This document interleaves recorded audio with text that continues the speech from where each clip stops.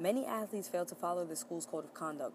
For example, Johnny Manziel accepted money to sign autographs, Tyrann Mathieu smoked marijuana during his season, Dorial Green Beckham broke into his girlfriend's apartment and was found with marijuana in a vehicle, and a few years back, while NBA superstar Derrick Rose was playing basketball for Memphis, the NCAA found out that he had another student take his SATs. At the University of Albany, every single athlete on campus is supposed to follow a strict code. As student athletes, we're kind of expected to represent our school in a good way. You see a lot of things on ESPN on the news about student athletes doing stupid stuff, but we're expected, do the right thing in the weight room, on the field, and also in the classroom. So I think that's a big part of being a student athlete, especially Division I level.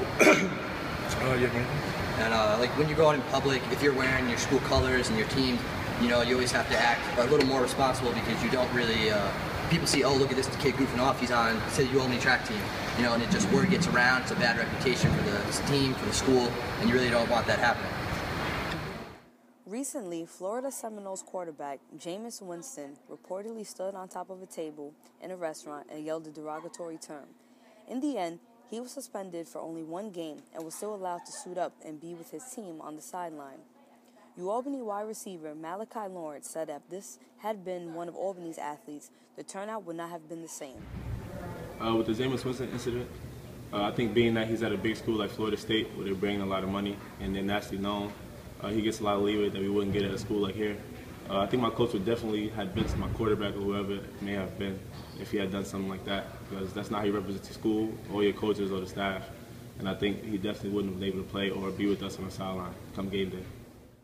Last month, Albany had a football scandal in which freshman Jordan Crockett wrote an anonymous post on Yik Yak saying that he was going to blow up the school.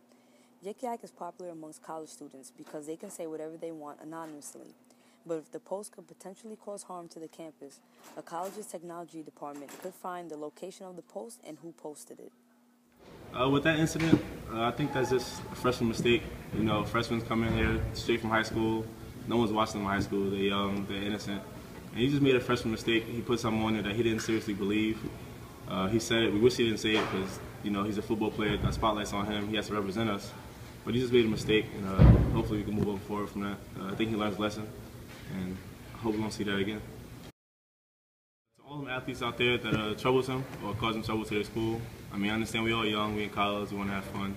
But you got to make sure when you're in the spotlight, when there's people around, you're doing things that represent your program in a good way.